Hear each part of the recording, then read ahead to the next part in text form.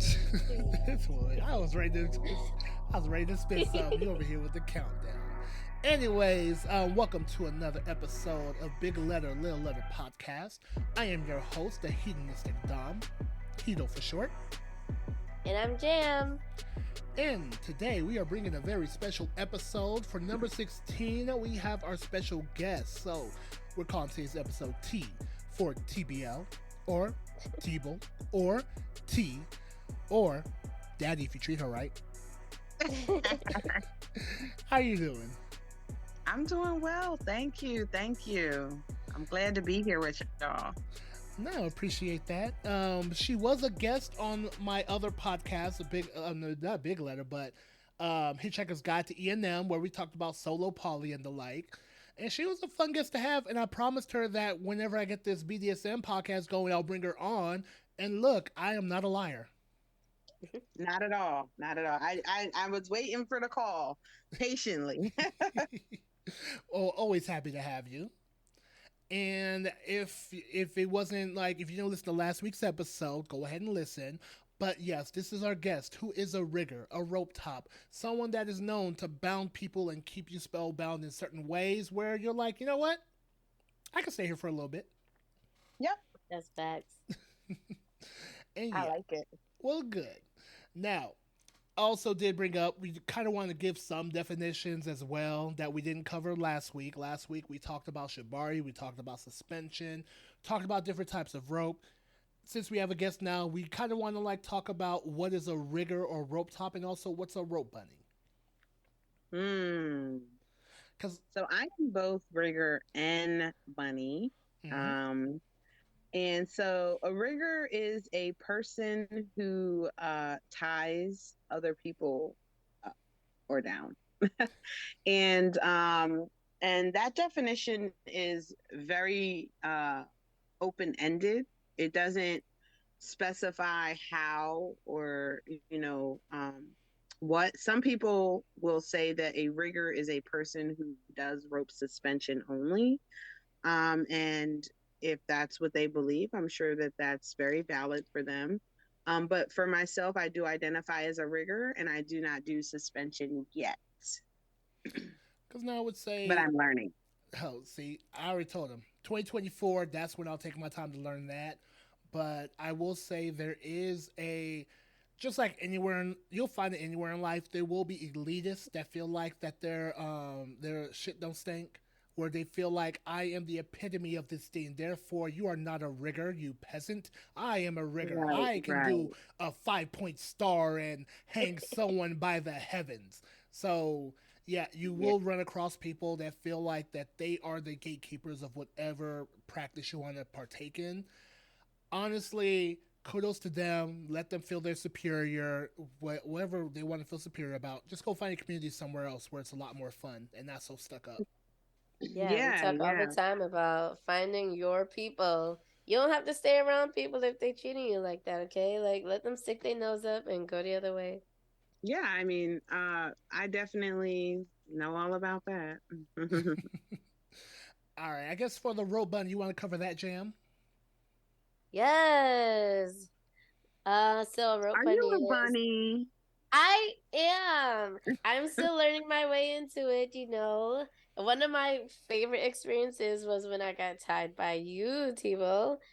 That was a good time. It was actually my first time getting a chest harness with a leash, and I, as your fellow kitten, love to be on a leash.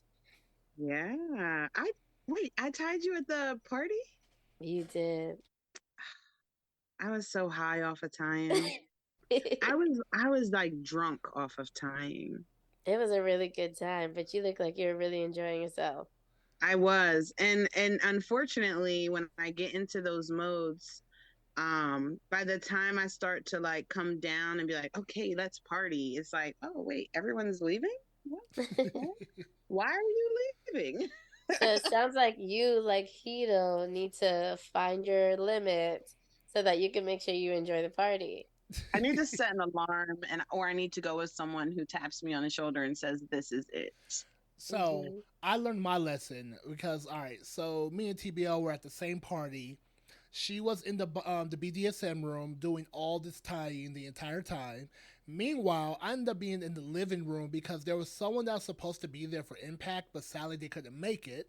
And I had all the Impact instruments, and there was a lot of people interested in Impact. They're like, "Hey yo, can I get a turn? Hey yo, can I get a turn?" And I'm over here like, "Hell yeah, let's go ahead and do what to do." I spent pretty much most of the night doing Impact until it was like maybe an hour left when I realized like, oh wait, the night's almost over and I have not done no Mhm. playing. So this time around, I made sure I set a limit. I cut off like, at this time I am done. We are not doing no more scenes. We are just gonna go. So I did 2 Impact scenes, 5 wax scenes, and it was a wrap. And I still had a great time. Proud of Great, you. great. So Yeah, hopefully I you'll learn that mean, if you lesson. know me, if you're a top and you know me, you can always put my name in as a placeholder. And when you get to me, I'll be like, take a break. But see, Noted, noted. it's easy for me though because I'm not a rope slut. So I'm not the one that's getting drunk off the rope that I'm doing. So, she might need like a designated like play personnel where it's like, all right, you've done enough. I'm cutting you off. Yep. We all need, listen, we were just talking about that in the last episode. You need a spotter. All right, but Jan, what about rope bunnies? Do you want to get talk say? Yeah, so a rope bunny is the person who enjoys being tied up. They're what we call the bottom when we were talking about tops. And they'll receive pleasure from watching the person enjoy themselves. Like you could get pure pleasure from watching TeeBL tie somebody and not even realize that you're being tied. Or you could get pleasure from the feeling of rope on your body. A lot of rope bunnies also enjoy the feeling of when the rope comes off and you still have the marks from it, and they're like real pretty and stuff on your skin, like a design. Um, so rope bunnies can enjoy rope as bondage for many reasons. I touched a little bit on the last episode about doing some self tying, which is also a way for you to get used to like what the rope feels like. But I know lots of people who use rope to help with anxiety and like feeling very overwhelmed. Rope can be really calming in that way. Like for what Yeah.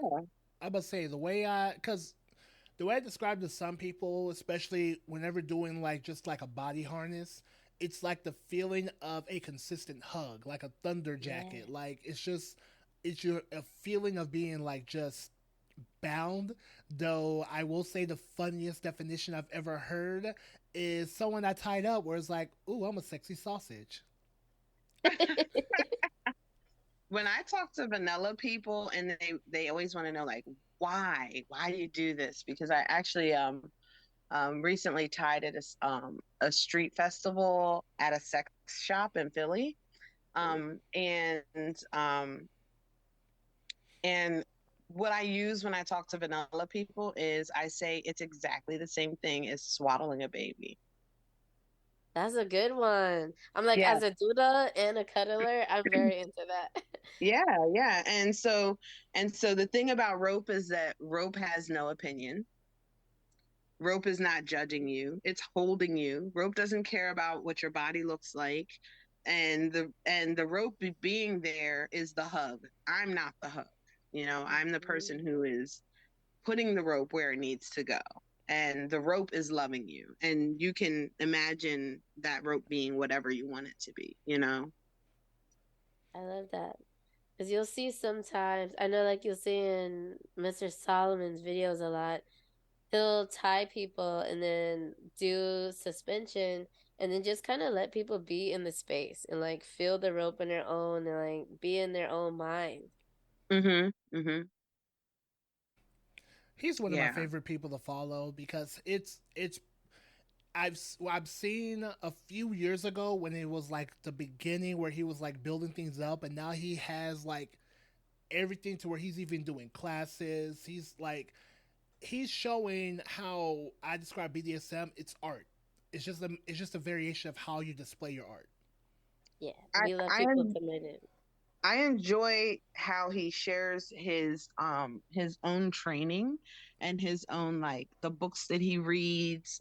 He shares um a lot of conversation about tops protecting themselves, like again making sure they're not playing all night and Mhm. making sure that they understand what their own boundaries are as a top, which was something that I had to really question myself from a conversation that I had with him like 2 years ago, and it has helped me to be a better top and to be able to communicate my needs better. I love this. So yeah, so it's just essentially that dynamic of rigger and rope bunny is just purely you have the tire and the person that's being tied. It's it's it's kind of like any other DS dynamic. It's not as protocol rich as a Dom sub dynamic, but there's still Mm-hmm. certain things that both parties have to be aware of in order for it to be fruitful. Like we said, episode 1 and 2, it's a Dom's job to know the sub role, and it's the sub role to know the Dom's role. Because if this person who you could do your best vetting, some people slip through the cracks. If they are tying you on your wrist in a way that you know they shouldn't be doing, you have to have that knowledge. You can't put your safety in their hands to that degree. Like you have to Mm-hmm. realize, oh wait, this person's on the artery where it shouldn't be. Hey, hold up, what's going on here? Because it might be an honest mistake because body types are different. So he might be tying what he's used to on other bodies, but your body's a little different. So you have to make sure they're aware. It's like, oh no, you shouldn't do it here. Like I'm a little bit awkward in my wrist where typically there's two veins that like nurses or whatever go to for like shots or to pull blood or whatever. They can't find that second one. That's not normal for Mm-hmm. everybody. Thus, I have to like let certain things be known, like, oh yeah, there's this artery over here that is typically not seen, so you shouldn't do any tying in that area. So you have to make sure that you understand both roles, so that way you can protect yourself and also protect the dom that might have be doing an honest mistake, or they lie and don't know what they're talking about, and you can save yourself trouble and dip out. Yeah, and don't and be afraid to speak up. Yeah, and don't be afraid to speak up. And also, let's keep in mind that rope tops are not always doms as well. Mm-hmm. Yeah. And one thing that I've noticed a lot of is a lot of submissive identifying people learning how to do rope because a lot of doms will bottom for rope. And so a lot of the submissives who I have been coming in contact with are learning rope for as a service, which I thought was very interesting. Um, and learning rope as a service, learning rope as an assistant to their dom. Mhm. And so yeah, it's really. I love that. Yes. Last week I was telling the world about my sub weekend with Black Queer Dom. And that's one of You were the there. conversations we have. Yes. Oh my God, it was such a good time. But we had conversations about like topping from the bottom as most people know it, but like how you could be of assistance, how you can provide some of these things like rope to your dom or like assist your dom with tying someone else. Yeah. So that weekend, I um one of the people who I'm thinking about when I say that they were talking about using rope, learning rope as a service. She was at that week. She was there too. Awesome. And yeah. See, I love it. It's just more so. It's always what's it called? Never stop learning. Like that's just what it really comes down to. It because Mhm.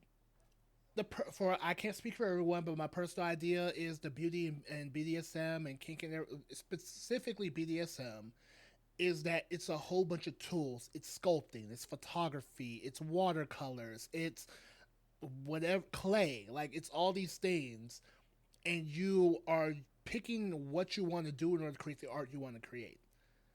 So in that Hmm. DS dynamic, yes, he gives certain protocols. He does impact. He might even do some sensation stuff. But on the flip side, she provides a service of rope to maybe even just ground him a bit, or just to be like a service to someone else that he's doing a scene with. So it's kind of, I just enjoy that kind of beauty when it comes to like, how can we implement rope into just whatever it is we're doing? It's coming from a Absolutely. guy that's, I only learned rope because I love forced orgasms. And then I kind of fell into the rope hole. Like, it was like, oh, there's not just bondage. I only just make cuffs. Okay, let me learn some more things. And that's how I got to where I am with like 40 hanks of rope in this bag over here. Hmm. Yeah, yeah. Rope. It, it's. I don't think that it starts for people the same way it exists for people. It started for me as so how I got into rope was I was married, um, and I was watching CNN with my ex-wife. And this was years before we got divorced. And we were watching a documentary about like they had like a whole series on sex. And Shabari was a whole episode.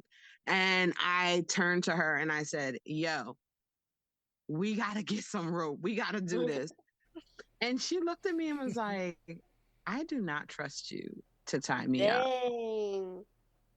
So when we separated, in the January, right before the pandemic hit really hard, um, I went to our local sex store. I bought 2 hanks of cotton rope and I played around on YouTube, and I was like, I'm gonna have all this sexy fucking fun now that I'm about to get a divorce. And um, when I finally tied someone other than myself, and I watched them slip into subspace. And this was a vanilla person, and I was fairly vanilla, vanilla ish. I had been studying different things. And she slipped into subspace, and I went into like caregiver mode, and she had this transformative like experience. And I was like, fuck, this is not about sex at all. Like, this is not about sex for me at all right now. Like, and then as time went on, and as um you know I started tying more people, I realized how therapeutic it was. And so yeah. Okay. It's kind of funny because that was literally going to be one of the questions we asked you. Like, how'd you get started? And we got it just naturally right there. Oh, I'm sorry. I'll be ready to talk about Oh, that story don't because Let's it's get into funny. the apologize. conversation. You making our job easier. Like, why are you saying sorry? I mean, I mean, it it's a beautiful thing. Like, sometimes I just want to like text my ex-wife and be like, here, why don't you click on this link? But it's just it.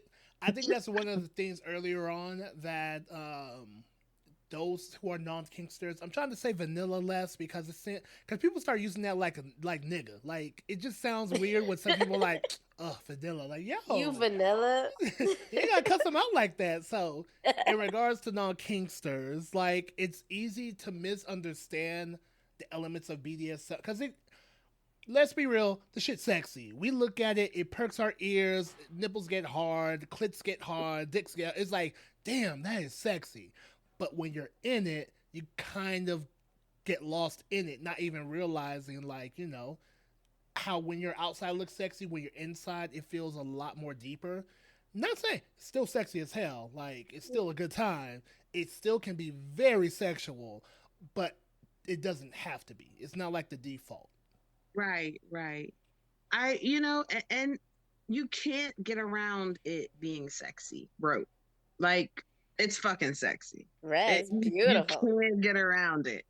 And so yeah, I actually, when I started tying people, even though I initially had in my mind that I was gonna be doing all this sexy fun shit, Mm-hmm. I was really surprised when I found out that a lot of rope tops make sure that the bottoms finish with the orgasm. I was like, what? What do you mean? I didn't know.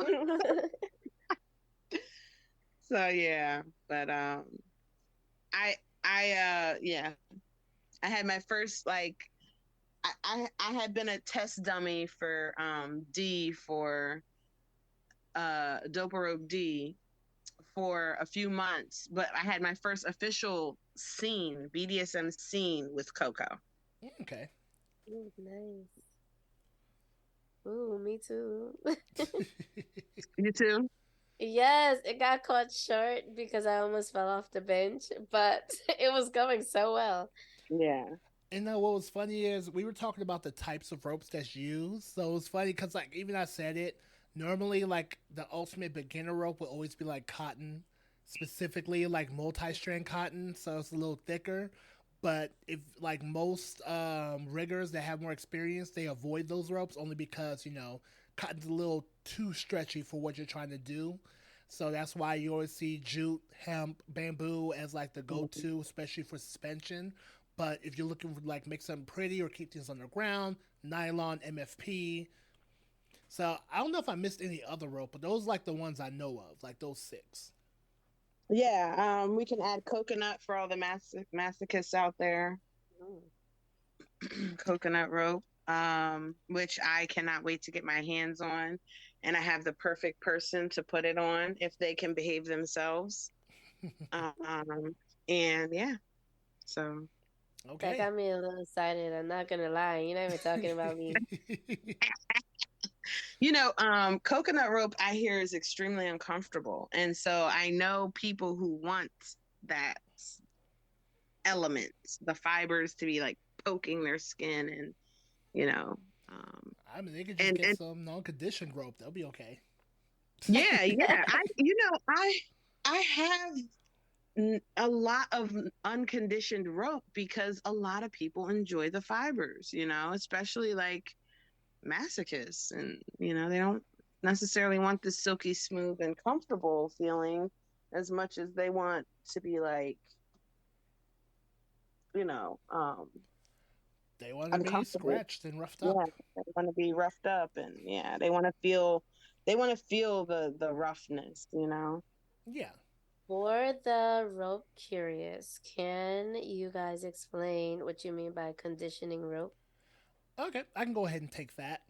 All right. So when we're saying conditioning rope, there normally the way rope comes about in its like purest rawest form is the strands are just made. They're tightened at the ends, and then that's it. You have your rope. When it's like that, you still have all the fibrous elements of whatever it is, jute, hemp, or etc. That's just sticking out and poking. And it just feels a little gritty and rough.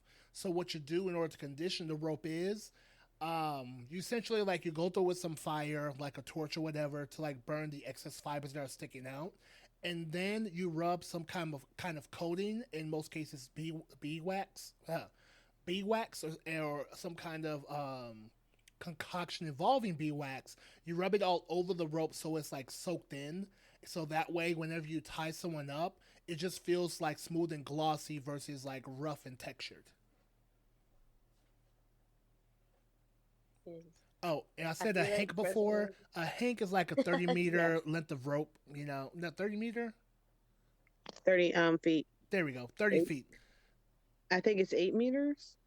Yeah, okay, yeah. So 30 feet of rope is a hank. And the typical size of rope that people normally buy is 6 millimeter width. And a lot of times, if you go to certain stores, they'll cut it at 24 to 30 feet for you. And that's a hank of rope. Yep, So, that's uh, right. I would like to explore thicker rope as well, like 8 millimeter thickness. See, I'm a bit of a rebel. I get like the 50-foot rope at times Mhm. because I deal in thicker bodies. So I get annoyed when I have to like do the whole I gotta attach a rope just for it to continue because Mhm. most of these like be it Shibari study or Dutch or whatever are these very thin like model Very esque bodies where I'm like, yo, I know ladies are to something. I'm trying to do something. Like, come on. period. And what the crazy thing is that they're not even using like regular model size. They're using like really thin, like mannequin, The one has a sex doll, the Dutchie, right? Yep, he also has a live model. I saw her in a couple of videos. Oh, okay. And yeah, she's thin. Though she a thickie, but she thin. Mm-hmm. So that's why I sometimes get like a 50-footer, just like I did it once just to see, and I actually liked it because I was able to like get through a whole tie without needing to like get another hank. Yeah, I use so Harley uses a lot of 50-foot as well. Well, she used to anyway. And I think I used her rope. It was someone else's rope and it was like 50 feet. And I was like, oh, it never It's so ends. much work. It never ends. Then again, I got long arms, so maybe that's why, because I can do one whoop and we're good. So Yeah. No, buddy. Same. When I'm gonna send you the TikTok video I made a while back doing a self tie, and I have rope that's way too long, and I'm literally just in the video like pulling, pulling I don't know forever. So much work. how did they not take your video down? They take down every single video I put up. Really? ooh, what I video? think I don't know. Maybe it was super crafty. I was like in a full. I might have had on a long sleeve shirt. I don't know. And then it was just like the tie over black clothing, and maybe people liked it enough that they left it.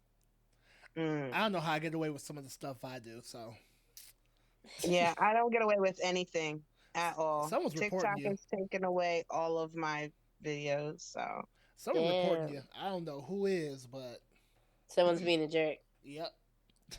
All right. Another question that we have here is, what keeps your interest? rope is better than fucking for me. I am fucking you when I'm tying you. If I've ever placed rope on you, I have fucked you. I need you to know that. There you go, Jam. No, Oh wow. don't ask me what my body count is. No, um, no, but really, like, I, especially if the if the person who I'm tying is responsive physically or verbally or even their breath, it sends me into a zone. Um, a lot of riggers are amazing at knowing tons of different ties. I'm not one of those riggers. I tie off of energy. I tie off of the vibe. And so if I tie you, the tie that you have is because that's the energy that I got from you. And I remember a very beautiful moment where I tied someone and he he just broke down crying, and it was it was a very like sacred and like beautiful moment, and I do have permission to talk about this. And I remember when it was all said and done, I looked at his tie and I was like, that is a hideous tie. Hated the tie. I hated the tie. But the tie was off of his energy, which was like he was going through things and I was feeling his energy and it was all over the place. The rope was all over the place. I had some restriction, excuse me. Certain parts of his body were bound, certain parts were free. He had like one free arm. It was like a crazy time. But the happening, the moment, the process was so fucking beautiful. Um, and so I have to check myself because I get when I get into that trance and I have no clue what's happening. Sometimes I forget that at the end people do want to look at them. People do want to get a nice good picture. And he loved his picture. He shared his picture. He was proud of his moment. And it was beautiful. But you know, so for me, you know, I forgot what was the question. What keeps your interest? But it seems like it's Yeah, that. that's what keeps my interest. Every whenever I feel like my back is against the wall, I do my best fucking work. I It's therapeutic for me. And it's like, if you don't take that pill, you start to feel a little shaky or you start to feel uncomfortable or whatever, you're like, oh shit, I forgot to take my pill. That's what rope is for me. Sometimes I'll be sitting around and I'll be like, you know what? I feel kind of useless right now. And it's like, because I need to tie someone. Or I'll feel horny, but I don't want to have sex. Oh, because I need to tie someone. So it's very that's what keeps my interest, is that it's very fulfilling. Do you think sometimes you do a tie on somebody based on their energy, and maybe you don't think it's your best work because you expect it to look a certain way, but they really love it because it matches how they were feeling? Every time. Every single time. Every single time. Except one time. One time. I have a bunny who likes the rough rope. And she had like always been like going through things, and every time we met up she was like always down, and those ties came out so loving and caring, and they looked beautiful. And so one time she came to me and she was really excited. She was bouncing off the fucking walls. She was really excited, really happy. I used all these crazy colors and I thought the tie was great. And she took the blindfold off and she was like, you've never tied me like this before. And I'm like, you never came to my house all bubbly and happy before. Like, this is what you got. So she didn't hate it, but she was just like, well. And I was like, well, why don't, go break up with your boyfriend and come back. And then we can get one of those ties. I would say, like, personal experience as far as tying goes, like, the one thing that someone that's brand new, like, hey, I've never been tied before, okay, no problem. I'll go ahead and walk you through it. The one thing they're always surprised with is how intimate it is. Because, you can't be sloppy. It's not like, I think I used impact as an example last episode, where it's like you already know where you can't hit. Like, bam, booty meat, you'll be fine. But when it comes to rope, you gotta take your time with it. It's a little bit more intimate, like, especially because those rope ends hurt. Like, you're not trying to blind someone with the eye. So it's like you're taking your time, you're moving things slowly, you're like making sure the grip is good. You're squeezing them whenever you're trying to tighten the rope before you move on to your next hitch. So, like, their response is always how surprised, like, and intimate it is. Like, more like, I don't think there hasn't been one person that has not let out a moan in the middle of like a rope scene. Listen, That's that real moan. intimate. You talking That real sexy over moan. there. That moan. That moan will get you. I don't even gotta be doing no talking. The rope's doing all the talking. I'm just over here making sure I don't cut your circulation off. Sometimes I talk, and then sometimes I don't. See, I do the check in. I do the does this feel all right? Like, where I try to, as I've progressed in my journey as far as being a top, being a dom, I've learned that check ins don't have to be so black and white. Like, they can also be intimate. So I was like, hey, yo, it's got a little too tight. You want a little tighter? Like, that's a way to go about doing a check in without being, all right, are you hurt? Is everything okay? You all right? I can keep going? Like. I like to fuck with people, so I establish rules when I tie. I'm here for the mind fuckery. Yeah, I establish rules. Some rules are impossible. So the one rule that I have is don't help me. If you're here for me to care for you and for me to put rope on you, don't help me. Don't lift your arm, don't turn your body, don't hold the rope. If I want you to hold it, I'll tell you to hold it. And so when I give people that rule, most times they think to themselves, like, oh, okay. But as soon as I start tying, they like lift the arm up and I'm like, are you helping me? It's an opportunity for me to fuck with them, but it's also an opportunity for people to kind of like actually lean on me and actually trust what I'm doing. So yeah, all right, we're gonna go ahead and wrap this up because I already learned my lesson last time. The same thing with the whole like a party thing where it's like, oh man, time is flew and everything. When I had a first interview with her, it was like we reached an hour so quick. I'm like, oh fuck, all right, we gotta wrap this up because I will talk forever with TBL. All right, so Listen, Has it been an I'm gonna have to step it's out because y'all almost. talking real intimate. All right, if you could, Miss T-Ball, TBL, Daddy, if you treat her right, what would you care to plug? You know what? Hit me up, y'all. Hit me up on Instagram, TieBindLash.